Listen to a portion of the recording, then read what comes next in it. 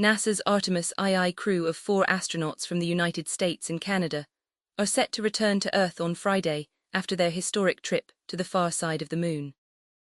Reed Wiseman, Victor Glover, Christina Koch and Jeremy Hansen have spent 10 days aboard the Orion spacecraft. They are expected to begin re-entry at 7:33 p.m. ET with a splashdown of 8:07 p.m.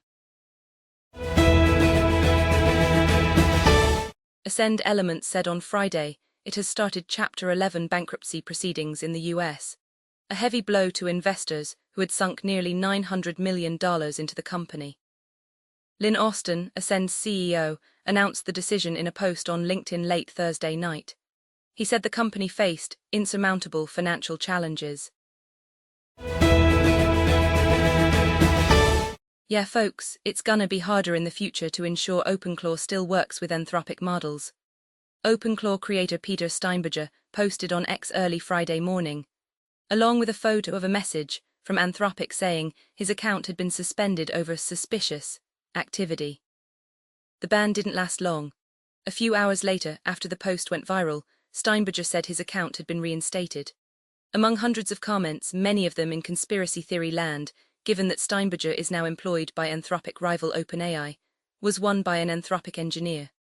The engineer told the famed developer that Anthropic has never banned anyone for using OpenClaw and offered to help. Prime Minister Shehbaz Sharif announced on Friday that the government was reducing the price of high-speed diesel, HSD, by Rs 135 per litre and that of petrol by Rs 12 per litre. He made the announcement in a televised address to the nation.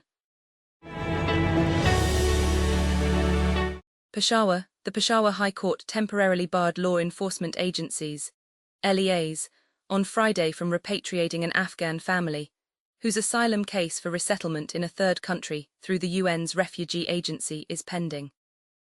A bench comprising Justice Waqar Ahmed and Justice Farah Jamshed sought replies from the respondents, including the Federal Interior Ministry, on a petition filed by an ex-serviceman under the former Afghan government.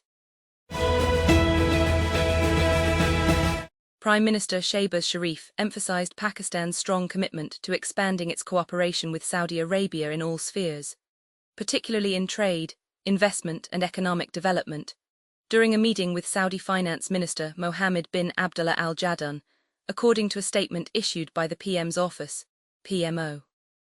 The statement said Jaddan, who was on a one-day visit to Islamabad, called on PM Shehbaz at the PM House on Friday evening.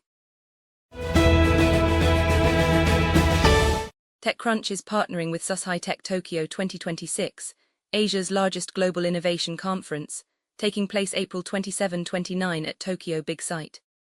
And we're not just showing up to cover it. Our very own startup Battlefield program manager, Isabel Johannesson, will be on the ground as a judge for the SUS High Tech Challenge, the conference's flagship global pitch competition. For the winner, the stakes couldn't be higher. The SUS High Tech Challenge Grand Prix recipient will be automatically entered into the TechCrunch Disrupt Startup Battlefield Top 200, making them eligible to pitch on one of the most coveted stages in the startup world.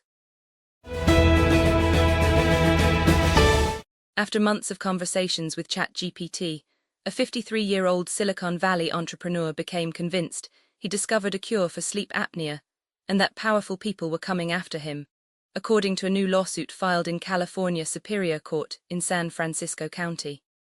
He then allegedly used the tool to stalk and harass his ex-girlfriend.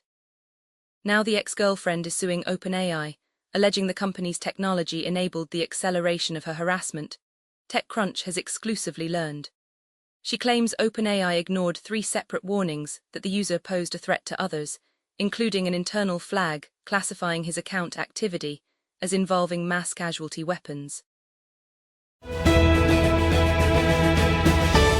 US politics already feels like a contact sport, but one of Washington's most bitter political feuds may literally be headed to the mat after former President Joe Biden's son challenged the 2 eldest Trump brothers to a cage fight.